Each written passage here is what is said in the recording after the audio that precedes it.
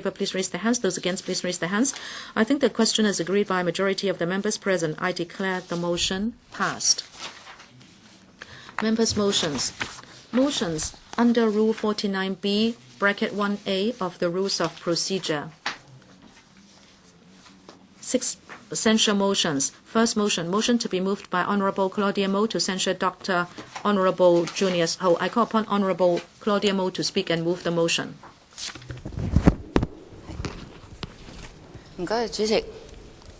Thank you, President. On the 6th of October, at the House Committee, we discussed this motion. You could call it a debate. First of all, I'd like to mention Mr. Wong Kwok Kin. At the time, he said, my wife always said that she wanted to kill me. What's the problem? Such sweet talk between couples does not apply here. We are talking about speech on a public occasion. This is totally inappropriate. I have every reason to believe that Mrs. Wong will not call an assembly to say she wants to kill her husband. That is not the right analogy. Mr. President, I did not move the motion. Shouldn't I do that now? Yes, you should move the motion. President, I move that the motion is printed on the agenda be passed. We censure Honorable Ho Kwan Yew for saying killing without mercy. I have heard people in the establishment camp say that if you censure Mr. Ho Kwan Yew for saying killing without mercy, well, he was doing so because he was saying people should not call for the independence of Hong Kong. And if you censure him, it means you support independence for Hong Kong. Well, that is a logic I cannot accept. I understand that Ho Kwan Yew has never apologized for this. I remember he apologized for saying that it was an inadvertent mistake, that it was a translation mistake when he stated that he had a practicing certificate for working in the UK, but he never apologized for saying this. He did not do so even on the 6th of October, but other members of the establishment camp actually did not support what he said and said that he should work carefully. This happened on the 17th of September. It was in a public assembly, and in the name of anti-independence, Ho Kwan Yew was seeking to attack Professor Benny Tai. He used the excuse of anti-independence, and he said there should be killing without mercy. He was on stage, and then when he came down from the stage, I don't exactly remember, I wrote this. You could see this. I did not do the filming, of course, but he said that those who did not love the country, those who supported independence, that why don't we kill such advocates? So he repeated the word killing. He was advocating violence and he was inciting killing other people. And on the 18th of September, the next day, all the members of the Pan-Democratic camp issued a statement of censure to censure him for saying that we should kill all the advocates of independence for Hong Kong. I hope the pro-establishment camp will not be moving the goalposts saying that we support independence. Don't do that. I am talking about the statement killing without mercy. In our statement of reprimand or censure, we stated very clearly that Mr. Ho Kwan Yew has breached 17B of the Public Order Ordinance, that when the public gather, Mr. Wong Kwok Kin, please pay attention. In a place where the public gather, if you use threats and insults in order to, or with the intention to incite other people to break the public order, it is an offense, and the highest imprisonment is 2 years. And also, Section 20 of the Public Order Ordinance says that if you advocate violence, it is also a breach of the law. In fact, someone used words to spread hatred, and the police actually took action. This censure motion, of course, is moved according to RoP 49B. Luckily, it was not amended, so I could still move this. And I'm saying that this amounts to misbehavior. Apart from what he said on the 17th of September, it was on this occasion, which is a public gathering, and this was documented by the media. And then he continued to say that why not kill such advocates? And then afterwards, he said more. He said it was not a big matter to kill a dog or a cat. And he actually admitted that he was using that word. In Hong Kong, it is a problem for you to kill a dog. And on the 18th of September, the Pan-Democratic Camp issued a statement. And then on the 20th of September, some organizations, including myself, the LSD, the Demosisto, and the People Power, complained to the Law Society about his practicing certificate issue. At that time, we used this slogan that means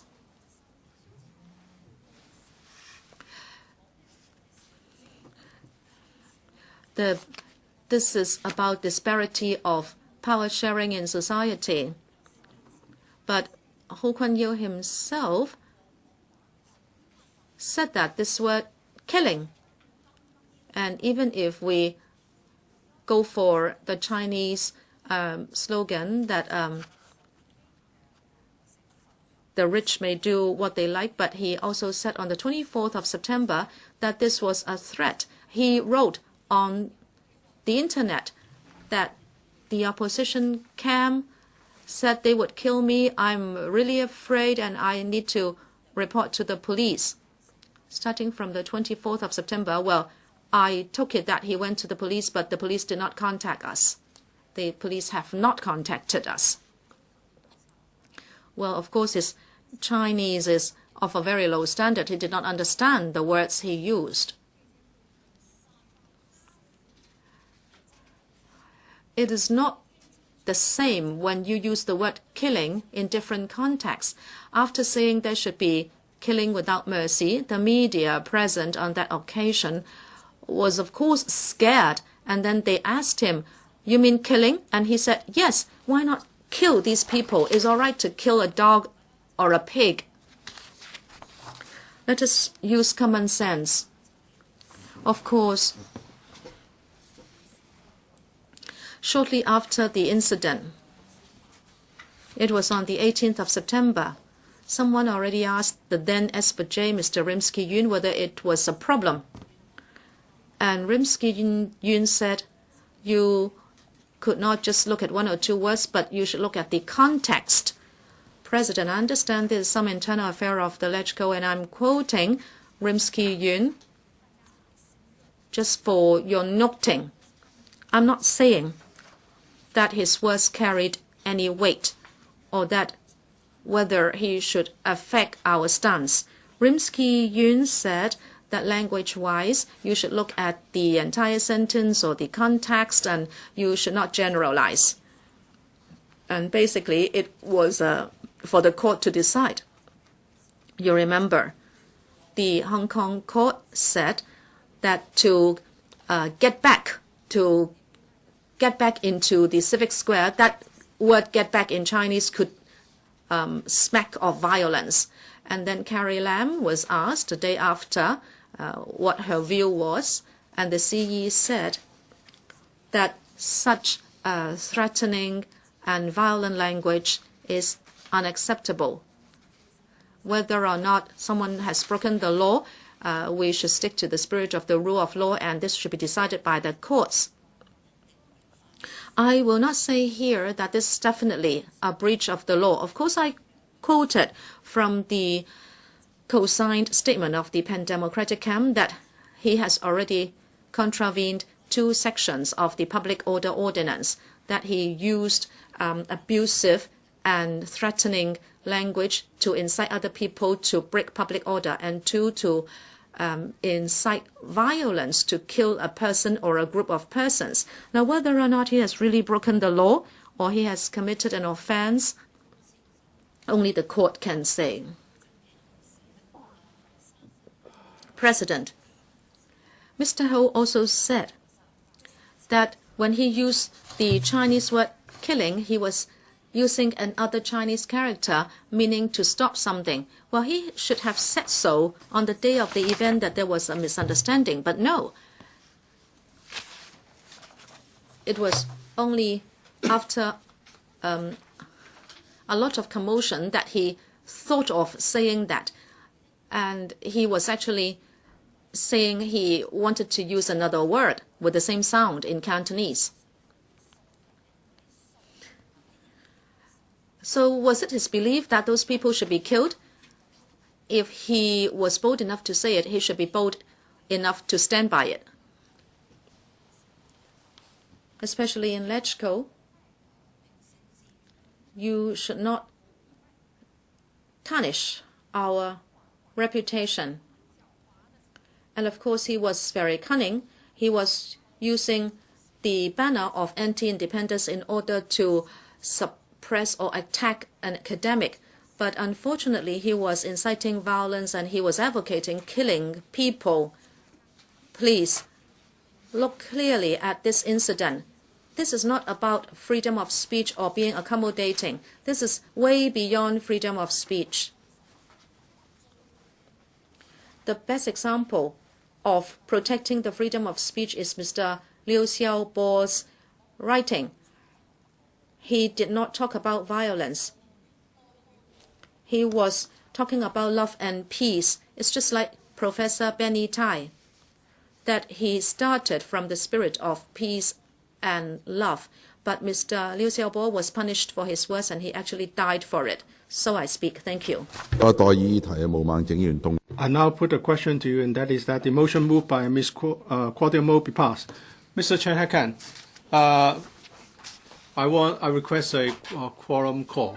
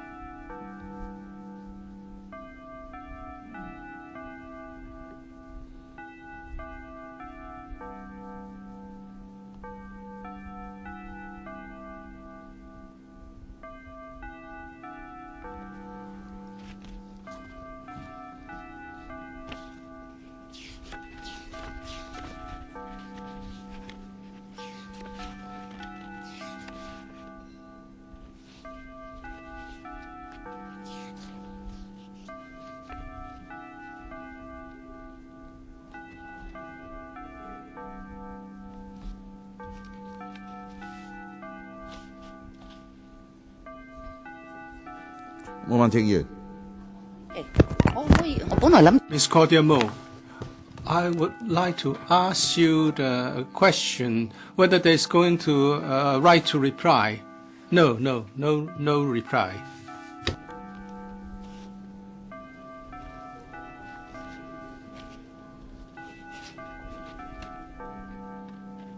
但係毛孟靜議員，但係 Ms. Claudia Mo, Mr. Chen Hak-kan is going to move a motion that no further action be taken on the motion, and you can speak on that motion. If Mr. Chen Hak-kan does not move his motion, you don't have another chance to speak. But if he moves his motion, I would have another chance to speak. For 15 minutes?